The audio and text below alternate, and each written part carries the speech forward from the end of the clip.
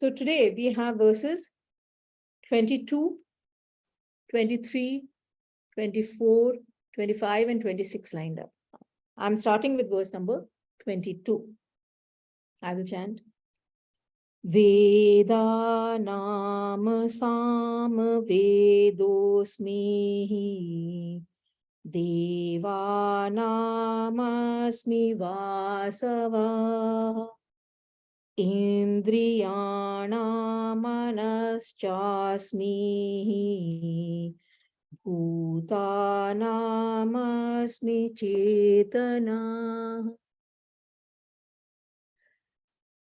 So Krishna says that of Vedas, I am the Sama Ved.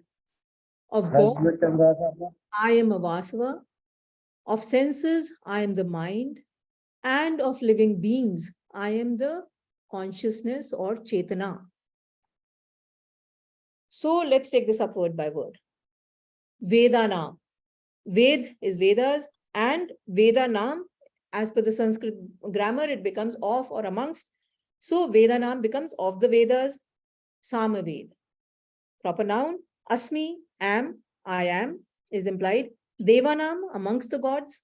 Asmi, I am. Vasava, which is a name for Indra. Indriyanam, Indriyas are our organs of action, our Indriyas, which are 10. We will discuss that during the discussion. Indriyanam of the senses, Mana is mind, Cha and Asmi is I am. Bhutanam, amongst the living beings or of the living beings, Asmi, I am. Chetana, consciousness. So this is what the verse is saying, that amongst the Vedas, I am the Samaved. Of gods, I am Vasava.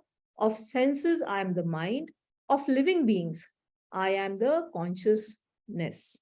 Let's chant it together.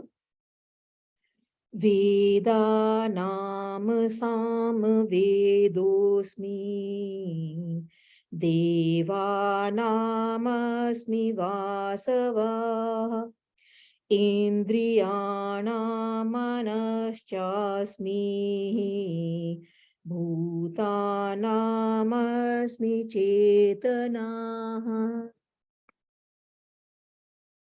So I think this is a great verse. The metaphors that are presented to us are four. The first one being, of the Vedas, I am Samaved. So we all know that the Vedas, which are actually considered Aparusha, that means they have not been really written by man. It was God's word which has been passed on verbally, orally, and then at some point of time it was documented at a much later stage. So we have the four Vedas, which are the highly revered scriptures in the Indian tradition. The four Vedas are the Rig, Yajur, Sam, and Athar. Athar was compiled much later. So somewhere we have in Bhagavad Gita, you may recollect, we had three Vedas at some point of time. And in fact, I think I'll quote that verse to you in today's session. So amongst the four Vedas, Samaved ranks the foremost. Interestingly, it is the shortest of all the Vedas. And it consists of 1,875 verses. Okay. And all except 75 verses are actually taken from the Rig Veda. Now, in the Samaved, they are presented in with musical notations, the notations that we use at the time of music. So this Veda, the Samaved, is actually the Veda of melodies and chant. And the rhythm and the tune that is marked with these melodies are actually used in the chanting of all scriptures. Also, therefore, Samved sets the foundation for the Indian music system. These are some things I thought I will share with you so that you understand the relevance of the Samaved. Now, the prayers in the Samaved are devoted or are invoking the Supreme Purusha being, and it praises deities such as the Agni, Indra, and Som. And the verses from the Samaved were actually chanted during the Soma sacrifice. Also, in the Samaved are the Chandogya Upanishad and the Kena Upanishad. So, for all these reasons, it is considered the foremost amongst all the Upanishads. So, when Krishna is presenting his opulence, the metaphor that he is using, that amongst the Vedas, I am the Samaved. Then he goes on to say that I am Vasvara or Indra amongst the gods. Now, gods are representing, as we have been discussing, the phenomenal powers that manifest themselves in the world. And in our tradition, we have the fire god Agni, the wind god Vayudev, sun god, moon god, and many such gods, Varun Dev for oceans. Now, Indra is associated with sky, lightning, weather, thunder, storms, rain, and also war. Therefore, amongst the gods, Indra is considered to be the king of gods. And therefore, when Krishna is metaphorically explaining his vibhuti, he is saying that I am Indra amongst the gods. See, we have to note that all these metaphors are presenting Krishna's vibhuti in the relative sense. Because, when we are saying that I am Vasvara of the gods, or I am Veda, Samaved of the Vedas, it does not mean that the other Vedas are not part of, Brahman. They are in Brahman. That is true. But what is being highlighted to us is that just the way they stand out, or they are prominent amongst that category, which is the relative sense that I'm talking about. Similarly, when Krishna is talking from the level of the pure consciousness, that is the metaphor that he is using to bring out how he is the best amongst the Vedas, the best amongst the gods. So we have to take it in that context and not say that he is Indra. Krishna is beyond Indra. Krishna is beyond, or the pure consciousness is beyond the Vedas. Right? So it's just to answer Arjun's question that, in what all aspects should I think of you, that he is presenting all these similes to us so that we can, not similes, metaphors actually, so that we can think of that pure consciousness through any of these metaphors. Then he says the third simile that he's using is that I am the mind amongst the Indriyas. Now we have 10 Indriyas, the 5 Gyanindriya and the 5 Karmindriya. The Gyanindriyas are the organs of perception. So these are the 5 senses or the 5 gateways. And these are hearing, seeing, feeling, tasting, and smelling. Karmindriyas are the organs of action. So these are speech, movement, grasp, evacuation, and reproduction. So what is controlling all our indriyas? The 5 Gyan and the 5 Karm indriyas is the mind, the subtle body of ours. It's controlling the gross body. So amongst the indriyas, Krishna's vibhuti is the mind, which controls both our Gyanindriyas and our Karmindriyas. Then he goes on to say, I am the Chetana of the living beings. Now, Chetana is not the same as pure consciousness. Chetana is consciousness. And I'll just go back to chapter 7, the Gyan Vigyan Yoga, verses 4, 5, and 6. You may like to refer to your notes later. But essentially what we had talked about was that there is a higher spirit or the Jeev Bhut or the living force. And then there is the lower nature of God, Brahman. So this comprises of the subtle matter, which is Buddhi, Mana, and Ahankar, and the 5 gross elements, the Panch Mahabhut, which were the Akash, Vayu, Agni, Jal, and Prithvi. And when the spirit and the matter combine, life is produced, or human beings and nature around us.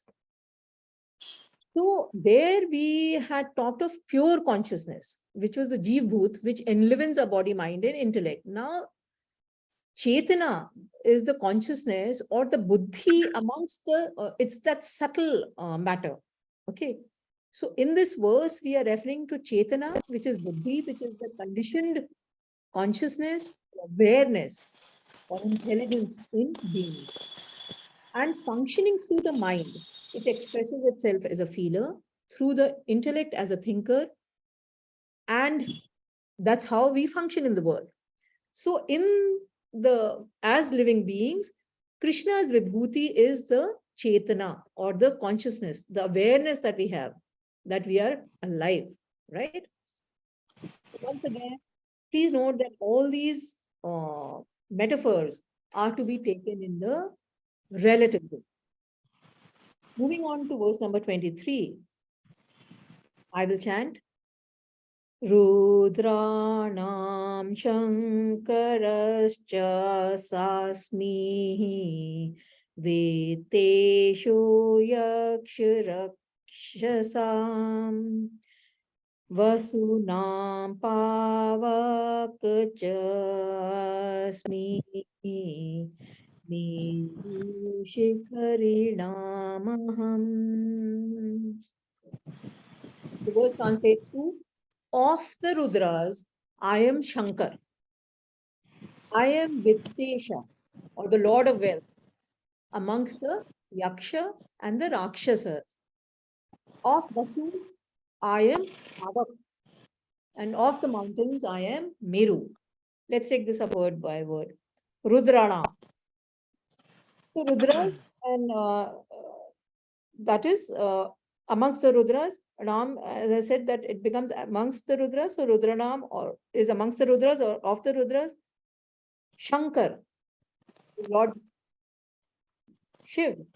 So Shankar, and we are celebrating Mahashivratri, Shivratri today. So Shankar is a proper noun. Cha and Asmi is I am. Vittesha is the god of wealth. Yaksha Rakshasam, of Yakshas and Rakshasas. Vasunam, so amongst the Vasus, I am Pavak. Pavak is Agni god. Cha and Asmi am. Then Meru. Meru is a Parvat, is a mountain. Shikhari Ram, amongst the mountains. Aham. So, of the Rudras, I'm Shankar. I am Vittesha, or the Lord of Wealth, of Yakshas and Rakshasas. Of Vasus, I am Pavak. And of mountains, I am Meru. So let's chant it together.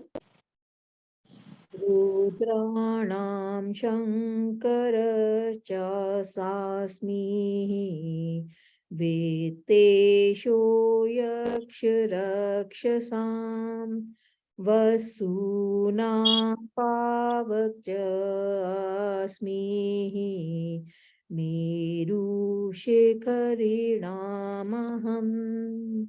Continuing with his manifestations, the four metaphors here are of Rudras, I am Shankar. So the word Rudras actually mean who eradicate problems from the roots, right? And therefore, actually, they also mean destruction. Now, as per the Indian scriptures, there are 11 forms of Shiva. And these 11 forms are Hara, Bahurupa, Trayambaka, Aprajita, Vraskapi, Shankar, Kapadi, Raivat, Brigvadhya, Sarva, and Kapali. So now this, the naming of the is slightly different in different Puranas. Okay, so in different places, the 11 references to Lord Shiva are slightly different in the names. So, having said that, amongst all these forms, the 11 forms of Lord Shiva, Shankar is considered to be the original form. So when Krishna is identifying with the god of destruction, he's saying, I am Shankar amongst the Rudras, or I am the supreme destroyer. So he's identifying with both the good and whatever is we see around us. So here, when he says that I am of the Rudras, I am Shankar, it means that amongst the Rudras, I am Shankar. I identify with Shankar, Lord Shankar. Then he goes on to say, I am Vittesha of Yakshas and Rakshasas. Now, Vittesha, as I mentioned, is the Lord of wealth. Or Kuber, you would most probably know him as Kuber. Now, Kuber had actually performed a very difficult penance and had pleased Lord Brahma with his penance. So Lord Brahma granted him a boon, and Kuber asked for the control or lordship of all the riches and wealth of the entire universe. And therefore, he became the Lord of Wealth. And Kuber is also, he reigns supreme over the Yakshas and the Rakshasas. Now, Yakshas and Rakshasas are ugly, monstrous creatures, which actually symbolize their materialistic and sensual nature. Kuber himself was one such creature. So, amongst the ugly manifestation, Krishna is identifying with himself with Vittesha of the Yakshas and the Rakshasas. Then he goes on to say that I am Pavak of the Vayus. So Pavak is Anal, or the fire god.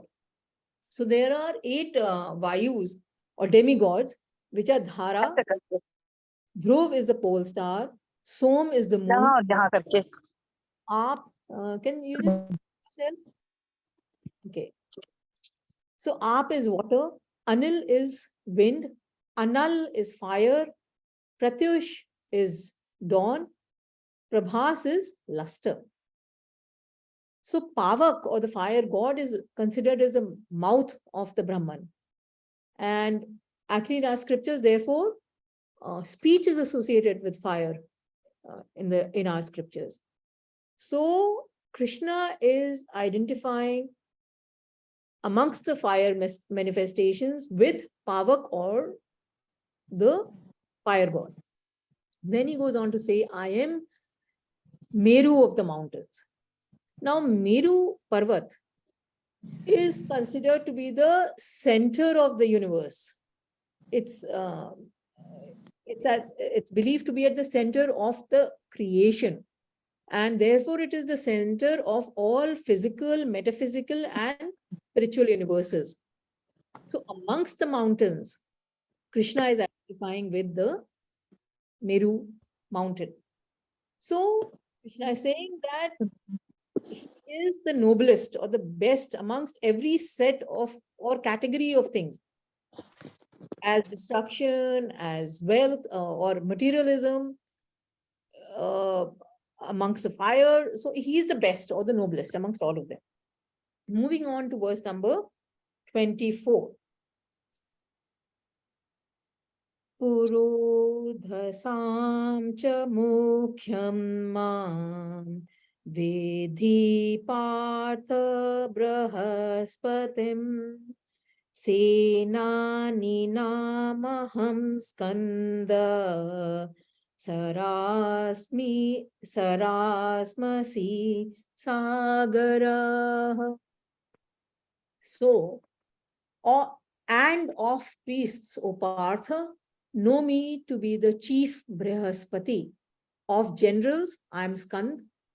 Of lakes or water reservoirs, I am the ocean. Let's take this up word by word. Purodhas Sam. So, amongst the Purohits or the priests, Cha and Mukhya, chief or main. Mam, me. Vidhi is no. Partha is name for Arjun, son of Prithu. Brahaspati. So, amongst the priests, know me to be Brahaspati. Or and of the household priests, O Partha, know me to be Brahaspati. Senina, Senani. Amongst the generals, Aham, I, Skand is a proper noun. We will discuss. Name of a general. Sarasam, amongst the lakes. Asmi, am, Sagar, ocean. So, and of the priests of Partha, know me to be the chief Brahaspati. Of generals, I am Skand. Of lakes, I am the ocean. Let's chant it together.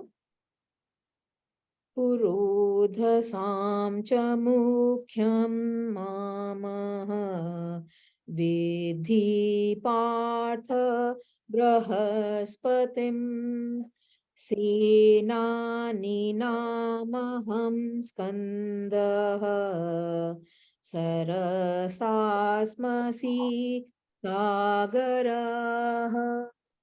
Continuing with the manifestations, three metaphors are presented here to us. Of priests, I am Brahaspati. So see, we just did, Indra is the chief amongst the gods, or is the god of gods, king of gods, or the king of heavens. And Brahaspati is actually Indra's guru and priest, chief guru and priest. So Brahaspati actually is considered to be a repository of knowledge and wisdom.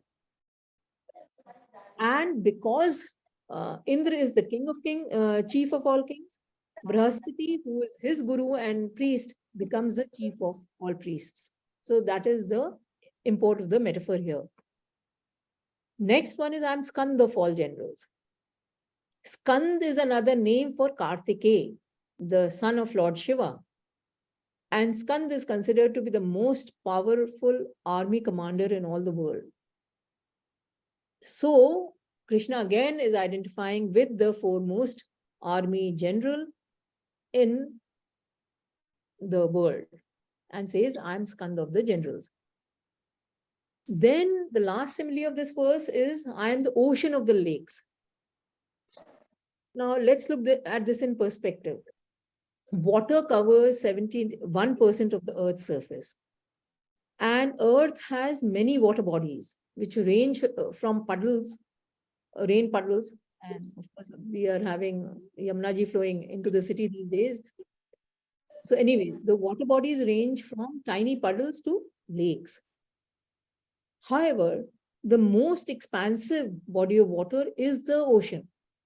And 97% of Earth's water is found in the oceans. And the ocean's depth on an average is around 1 kilometer deep. And in places it can go up to 11 kilometers deep. So, I mean, when we just think of it as a water body, how huge it is. Earth has about 326 cubic miles of water. Out of this 326 cubic miles of water, 320 million cubic miles of water.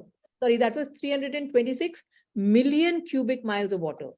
So out of the 326 million cubic miles of water, 320 million cubic miles of water is in the ocean.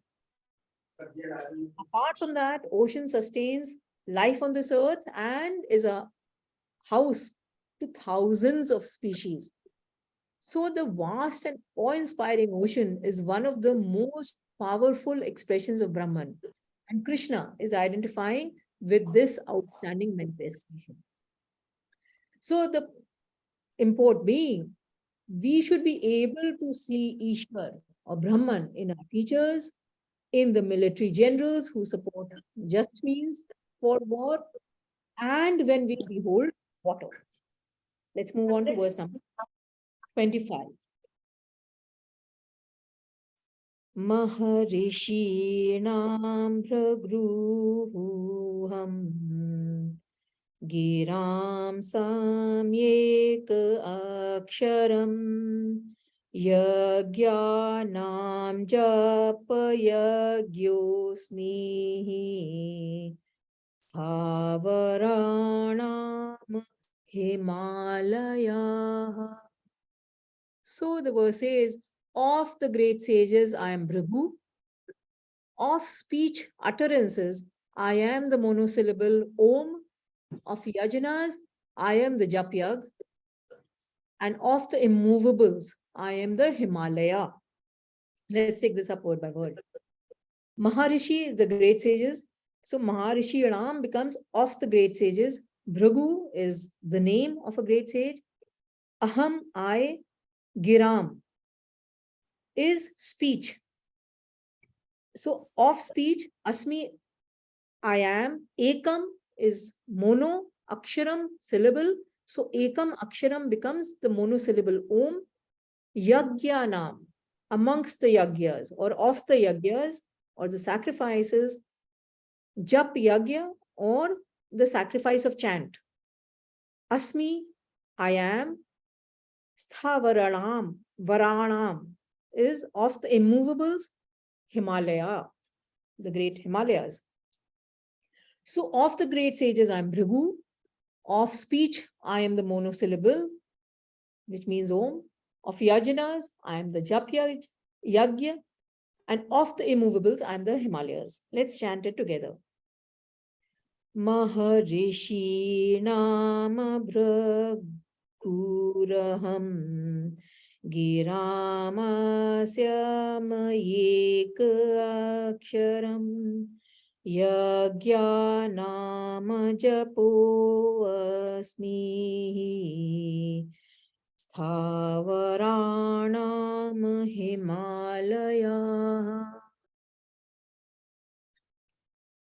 So again, 4 metaphors come in front of us. The first one being of the great sages, I am Bhrigu. So Bhrigu was one of the Sapt Rishis. Others are Marichi, Ayatri, Angir, Pulaha, Kratu, and Vashishtha. Now, Sapt Rishis were outstanding spiritual personalities who were endowed with supernatural powers. And Bhrigu was also one of the Prajapatis, which means the facilitators of creation that were created by Lord Brahma at the time of creation. And Bhrigu was a main amongst the Maharishis. Therefore, Krishna is identifying himself with this great sage, Bhrigu. I am Om of the utterances. Om, we all know, is that single word or monosyllable which can produce powerful and positive vibrations which allow us to connect with the whole universe. So in our Indian tradition, Om is considered the first and the most powerful sound of the universe. And it has deep effect on humans by making them peaceful and blissful. And it is a sound which encompasses all other sounds of the universe. So in that sense, Om is considered closest to that supreme consciousness in terms of any utterances that we do. And it also represents the 3 states of waking, dreaming, and deep sleep. So when you say Om, the 3 sounds that are actually coming is Auma. So those are representing the states of waking, dreaming, and deep sleep. So the monosyllable Om has both articulate and inarticulate import. And because it is considered closest to Brahman, it signifies Brahman. So Krishna is identifying with Om amongst the utterances. His vibhuti is the monosyllable Om. And here I would like to mention that in the previous chapter, verse 17, Krishna had actually said, the verse actually was that I am the father of the world, mother, sustainer, grandfather, that which is to be known, purifier. And then we come to the relevant part, the syllable Om, and also Rik, Sam, and Yaju. There 3 Vedas were mentioned. So all this has already been said. But because Arjuna has asked the question, Krishna is going into greater detail and then he's picking up the relevant points. So, he's picked up Om amongst the utterances, and amongst the Vedas, he's picked up the Samaved. Then he goes on to say that I'm the Jap Yag amongst the Yagya. Yagya means sacrifice. And we did this in the Karma Yoga set of chapters, 3, 4, and 5, that how sacrifice in our activities helps us achieve our goals. And the supreme goal being that of self-realization.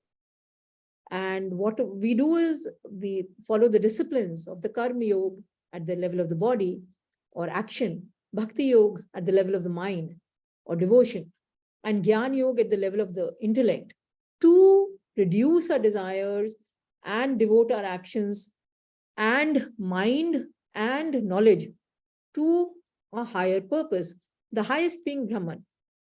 So how, we did all that how in a field of activity we should go about in the spirit of service and sacrifice, foregoing or sacrificing our ego and egocentric desires and upgrading our desires through Bhakti Yoga or devotion by surrendering our feelings to Brahman and remaining ever devoted to him, and through the Gyan Yoga, directing our knowledge towards or thoughts towards that Brahman. So now, following all these three disciplines, we are prepared to sit in the seat of meditation, which was covered in chapter 6 of Dhyana Yoga. And there we start the meditation by Jap Yagya, or the chanting of a word symbol or a word mantra, which symbolizes to us that Brahman, infinite, all-pervading Brahman. So the strategy of meditation is to converge our mind onto a single thought using a mantra. First, we use a sound mantra. So you say Om or Ram Ram or Om Namo Shivaya or whatever, whatever you want to say. So you focus, you bring your thoughts to a single pointed concentration. And ultimately, when your concentration is complete, even that sound is sacrificed or gives way to silence.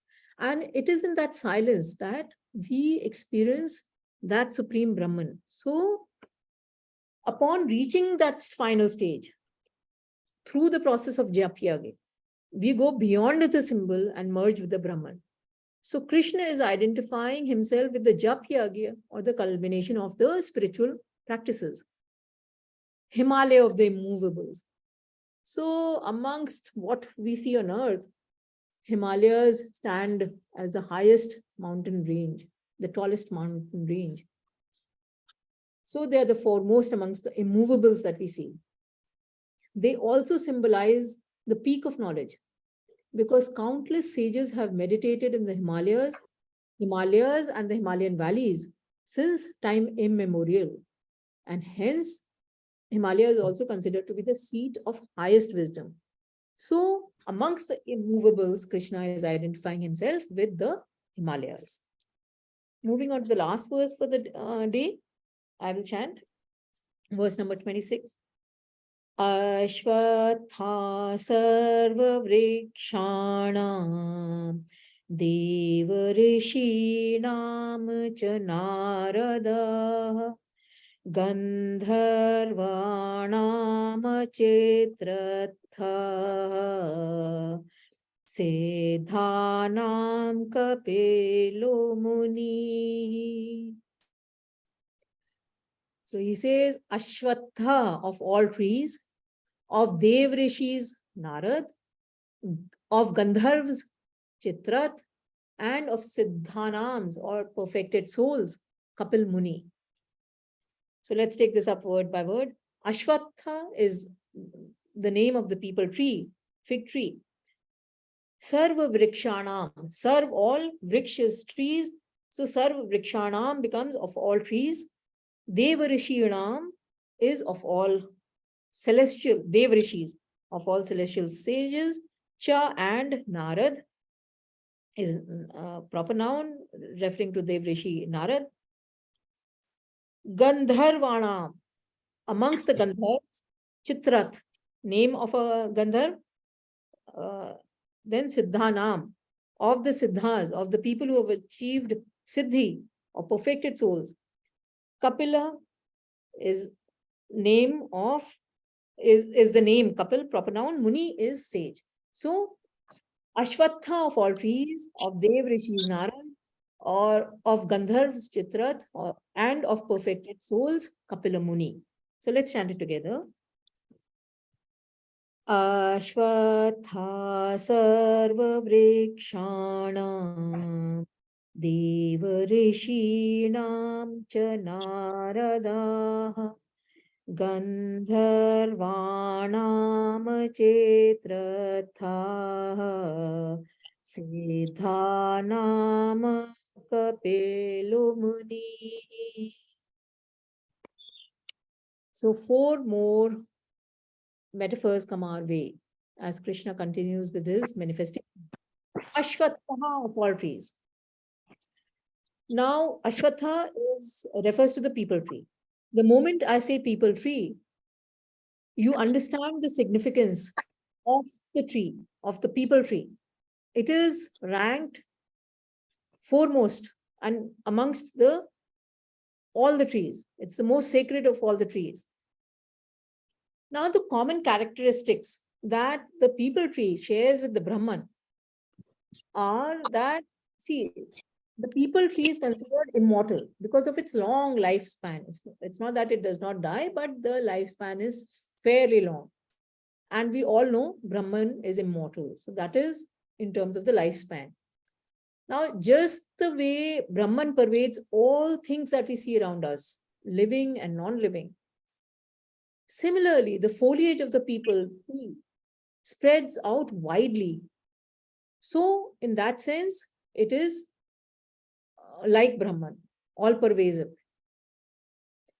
Knowledge of Brahman provides solace to the seekers. Similarly, the vast foliage of the people tree provides shade and comfort to the travelers. So these are some of the characteristics that you may like to ponder about. Also, we all know that people tree is the only tree which gives oxygen 24/7. So even as in the modern scientific sense, it is one of the trees with the difference. So we had recognized this fact,